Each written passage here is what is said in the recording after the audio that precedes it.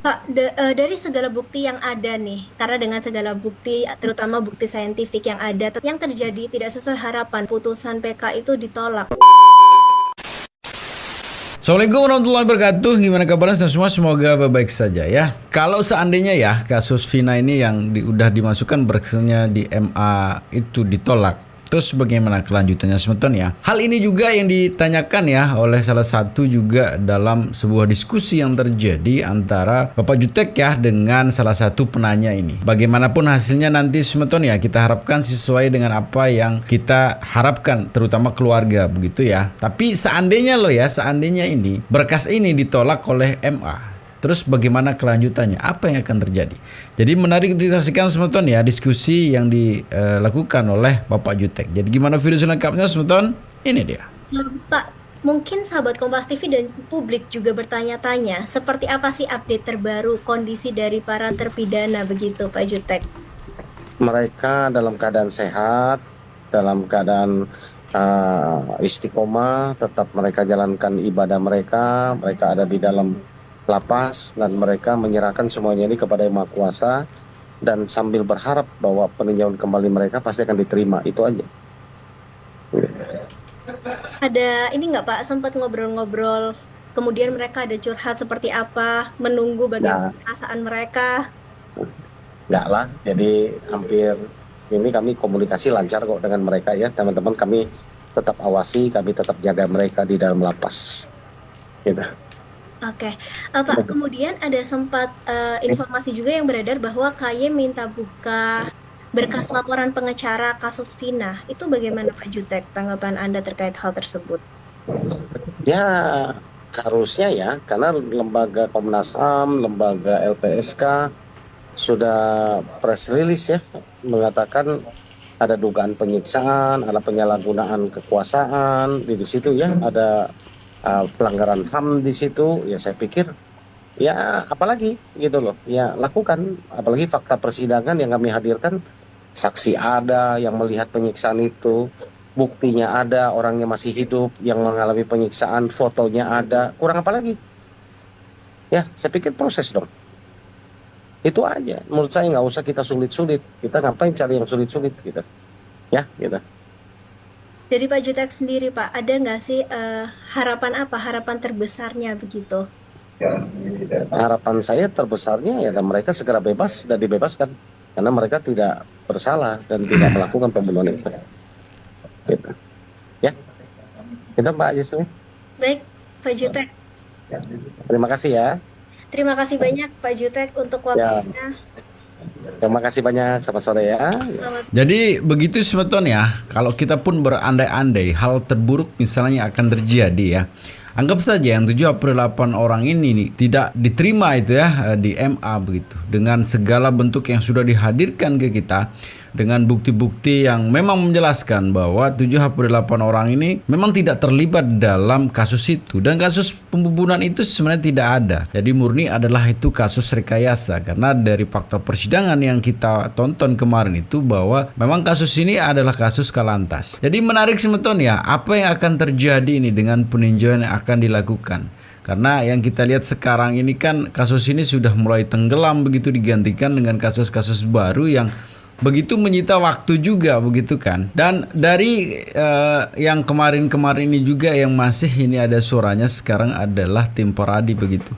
Dan kita harapkan dan sangat berharap kepada Pak Oto begitu kan sebagai ketua kemarin yang membela 78 orang ini. Terulama ya, saya sebut sebagai korban yang 78 orang ini masih menunggu begitu.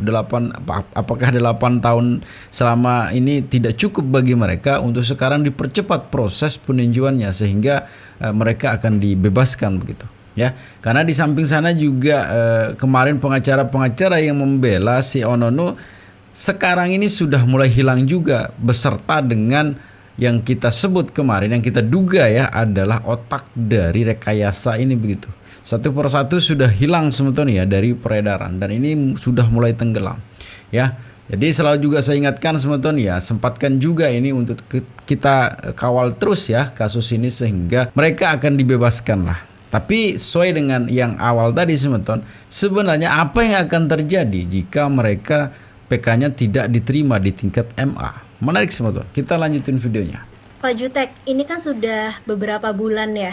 Kira-kira apakah sudah ada kabar putusan PK dari MA, Pak Jutek?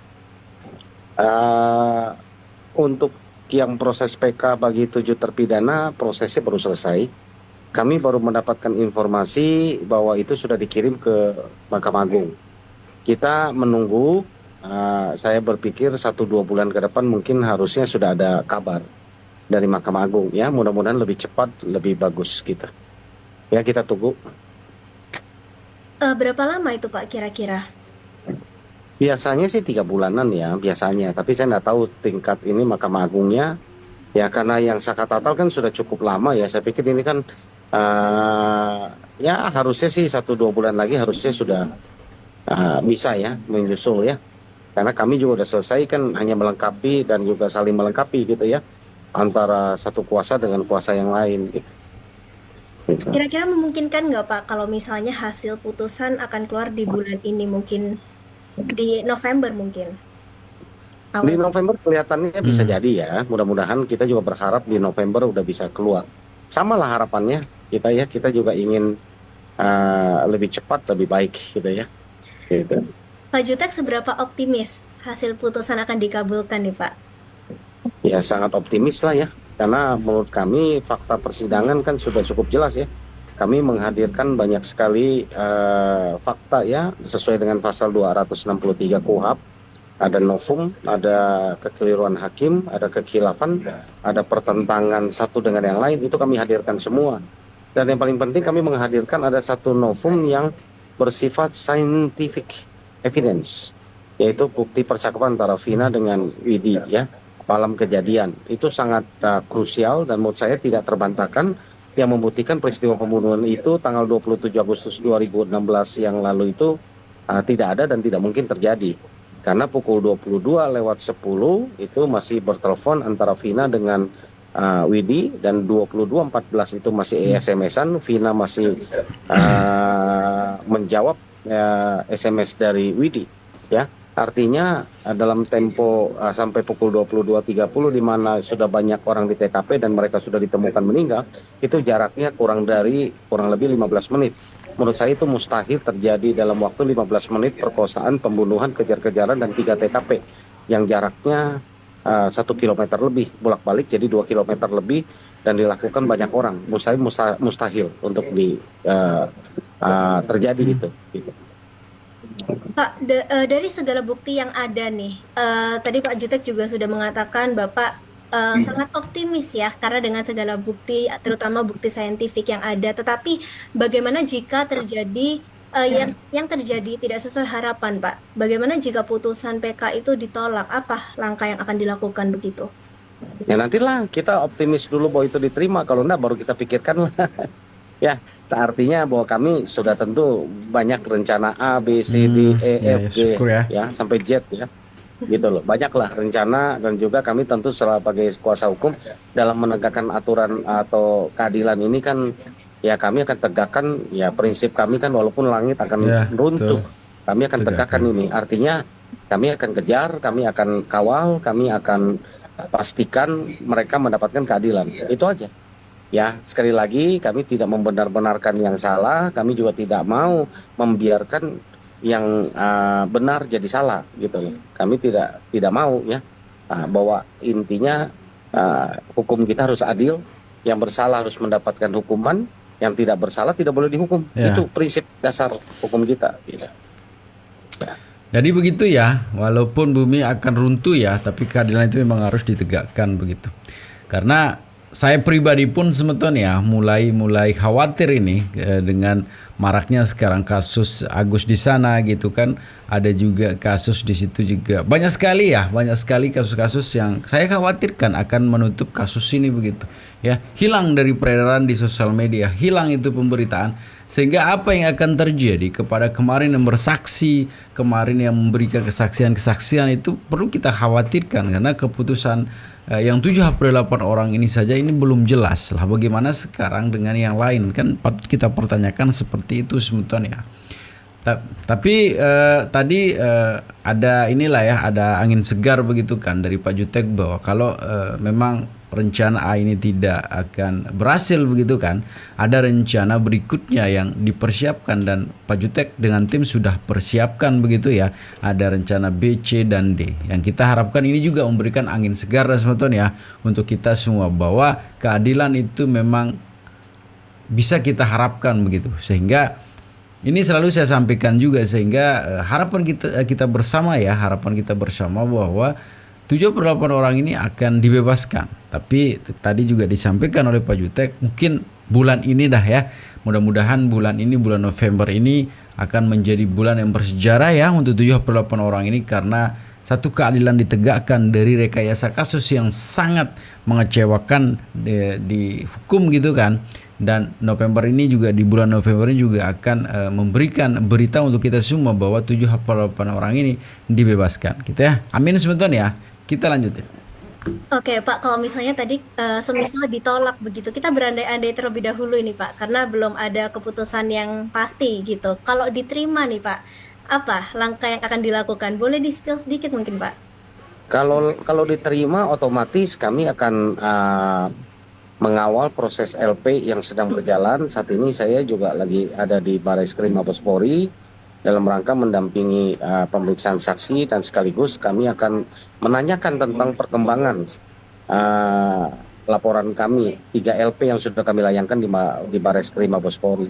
Tentu ini kami akan kawal. Ya sekali lagi, kalau ini memang apalagi terbukti bahwa APK kami dikabulkan, ya harus jalan gitu loh.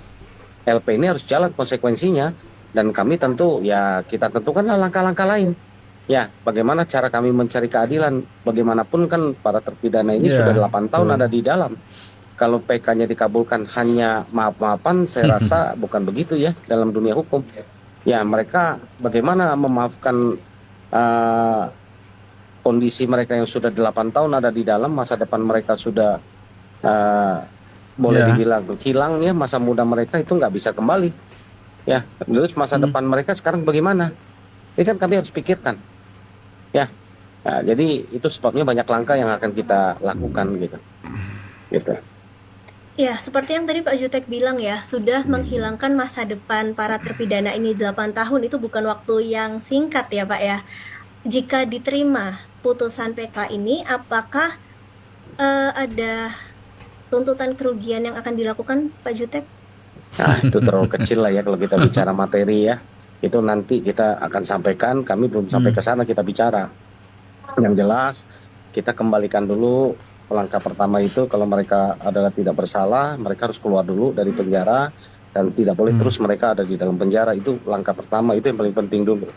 Habis dari situ kita baru akan tentukan, yaitu yang tadi saya bilang A sampai Z, kita akan lakukan langkah-langkah selanjutnya. Gitu. Berarti ada kemungkinan ya untuk tuntutan materi baik non materi begitu ya? Ya, semua kemungkinan ada, tapi ya kami nggak pikir dulu ke sana dan belum terpikir lah oleh kami.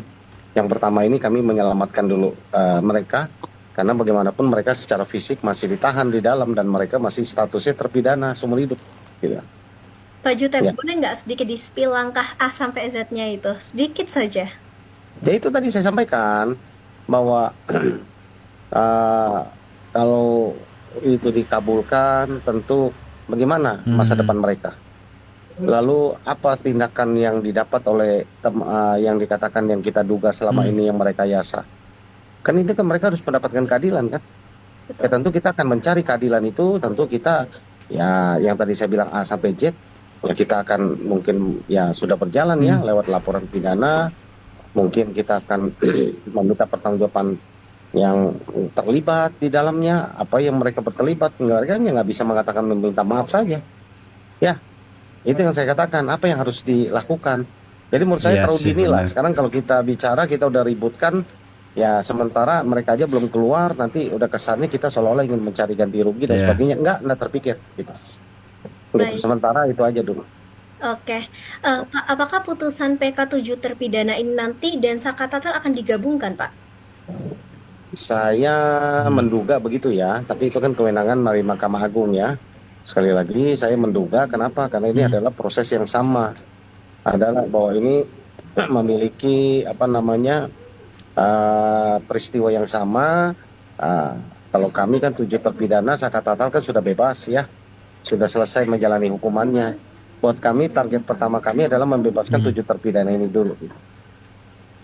Nah, begitu sebetulnya. Mudah-mudahan sih sekali lagi ya, apa yang menjadi harapan kita bersama ya, 78 orang ini akan segera dibebaskan. Karena kemarin juga sempat juga disinggung begitu kan, bahwa bagaimana sih setelah keluar begitu ya. Tapi Kang Deddy juga dengan besar hati akan menerima beliau, mereka-mereka ya yang akan mungkin akan dipekerjakan, akan diberikan kerja atau apalah nanti ya. Dan pesan saya juga sebetulnya jangan mulai lengah juga ya, jangan mulai berhenti untuk memberitakan ini begitu ya. Karena bagaimanapun juga sekarang yang kita lihat ini kan semuanya sudah mulai redup, hilang ya, satu persatu hilang gitu ya. Ini tindakan yang mengkhawatirkan menurut saya begitu kan.